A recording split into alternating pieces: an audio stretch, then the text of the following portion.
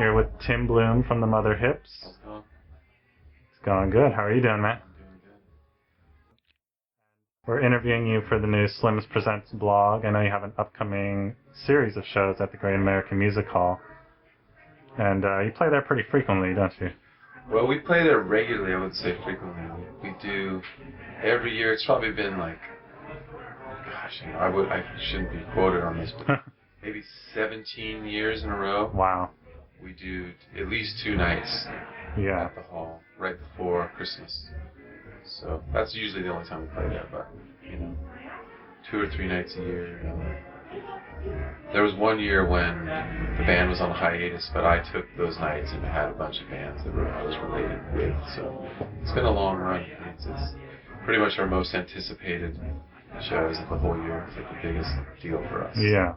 Well, you're born and raised in California, as far as I know. Yeah. I grew up in Manhattan Beach down in southern LA County, and then moved to Chico when I was 18 to go to college. And then met Greg, who's still in the band with me. We met like the first day of school, and pretty much been playing music together ever since then. Nice. You've been touring pretty much half your life. You've been, all over the place, right? Yeah, from the time when we really started playing out, we were probably about 20, maybe 21. We were just old enough to get into bars.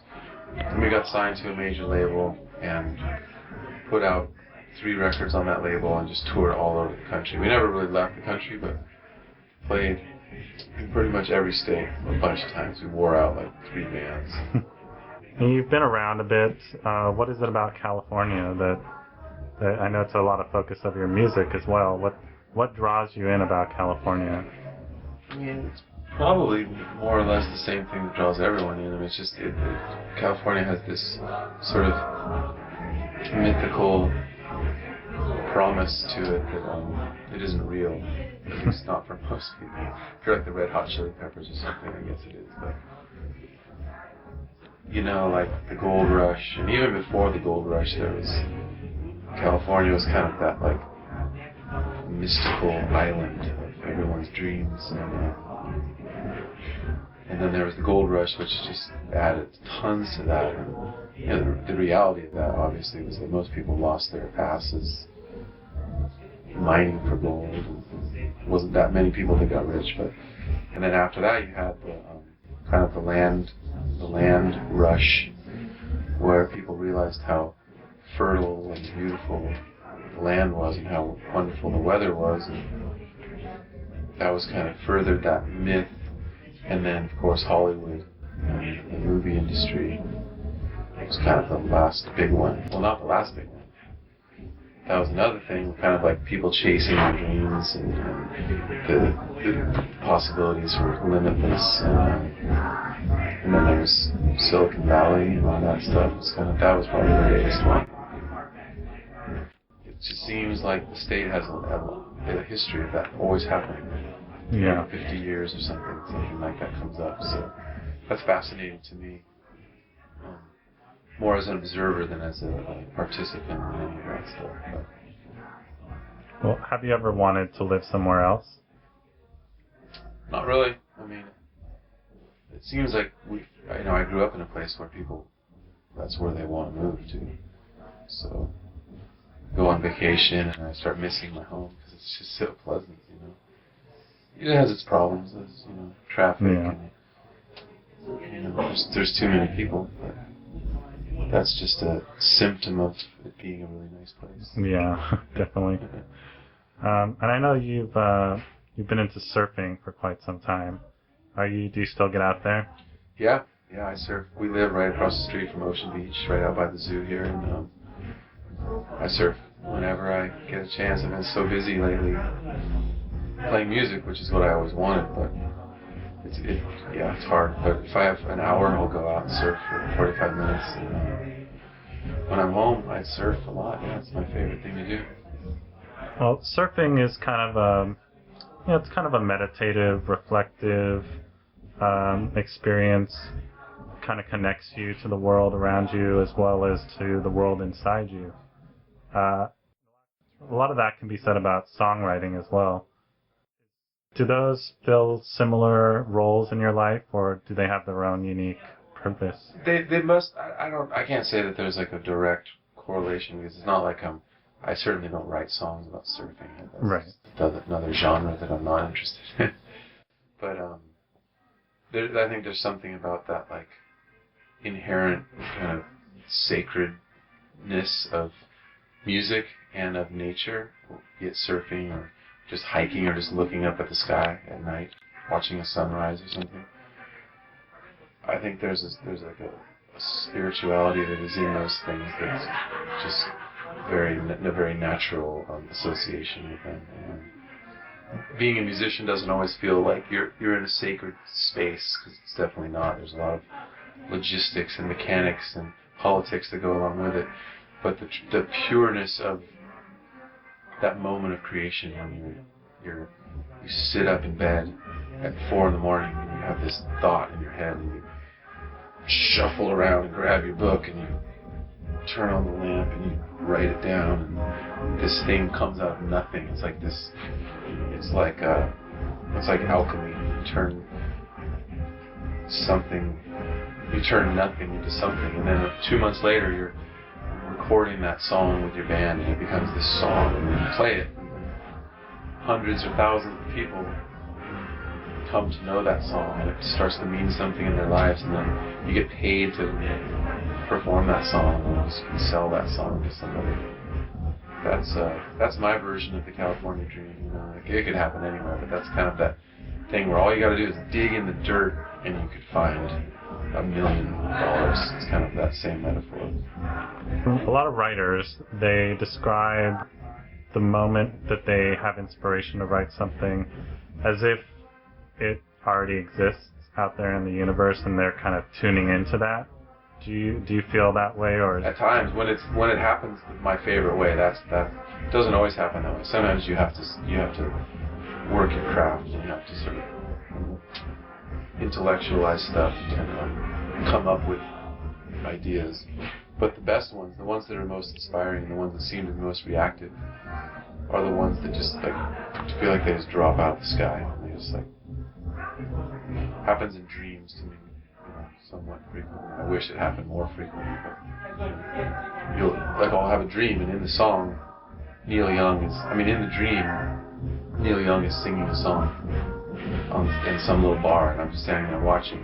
And if I'm lucky, I can remember that song, and I can play it on my guitar and recognize that it's not a Neil Young song. Yeah. Actually, I guess it's my song. I'm not sure whose song it is, but it's mine to use.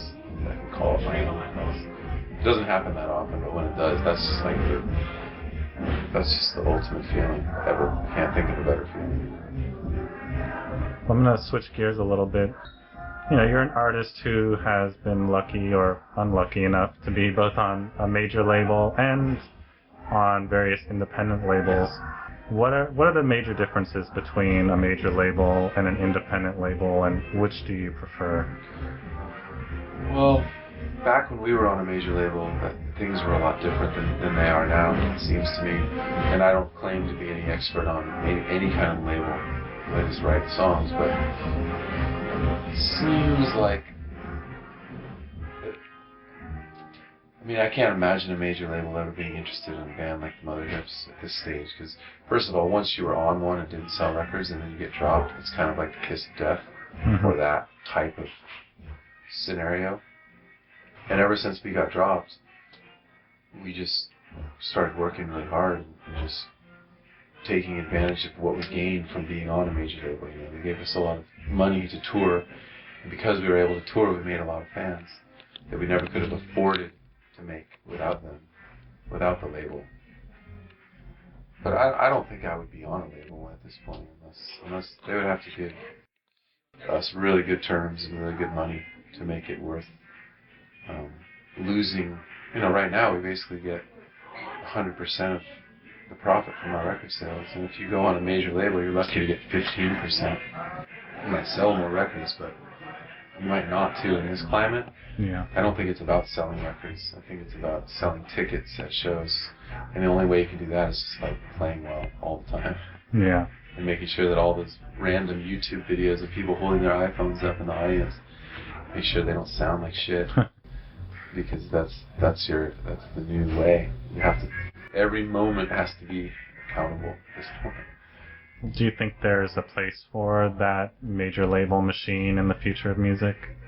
Yeah, there probably is. I mean, there's always going to be artists like Lady Gaga that just sell tons of records, but I just think there's a lot fewer artists that are selling tons of records, or even selling a moderate amount of records. It's just like the economy, like where like the upper class and the lower class are like getting further apart, and there's nothing in the middle. And I'm fine. I'd rather be. I mean, I don't know. I wouldn't mind selling those records, but we just don't play that kind of music. We never have. It's just not. The lowest common denominator is not really part of our formula. So I'm happy to just make a good living and see some growth and be able to make the records that we want to make, and just feel like we're doing what we're supposed to be doing, staying true to whatever our vision might be at that time. Over the course of your career, you've worked with and played with all kinds of musicians, ranging from small to well established, and you produce records as well. Was there an artist that you remember meeting or playing with where everything kind of just clicked between you two and it was effortless? Specifically in production terms. I mean, the one that comes to mind foremost is just my wife. I heard Nicki sing at some party, and I sort of knew who she was, but I didn't know she sang, and she picked up the guitar and sang this Allman Brothers tune, and I just heard her voice, and I was just floored. So I convinced her to come up to San Francisco and record at my studio, and we ended up making a record together and ended up getting married. So that's the best example of just like clicking and being able to work with someone and being able to help her realize her potential. And she was very inexperienced and not very confident, but she trusted me.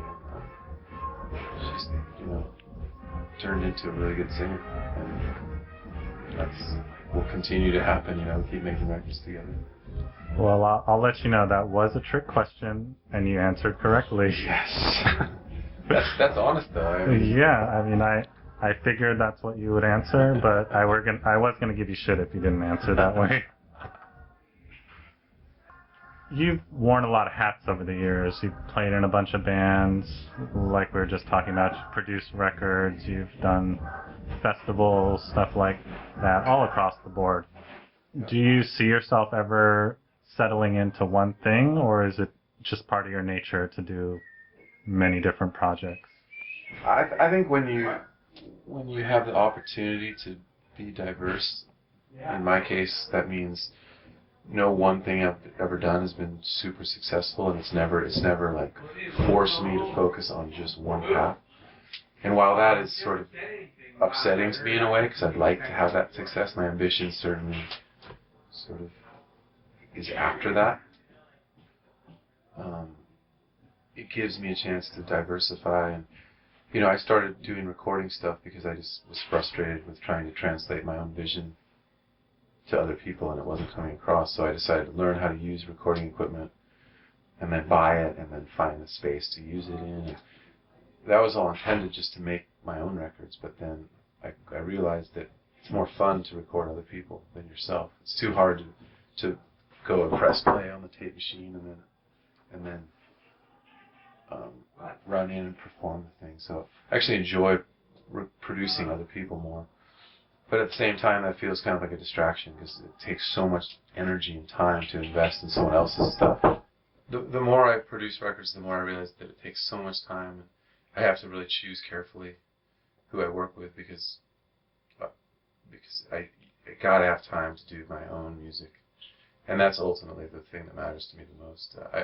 I couldn't be involved in music if I was like a hired. I've done just enough of that kind of hired side guy gigs to just realize that is not I'm not like a worker in the music industry. I'm like a songwriter. I have to do my own thing.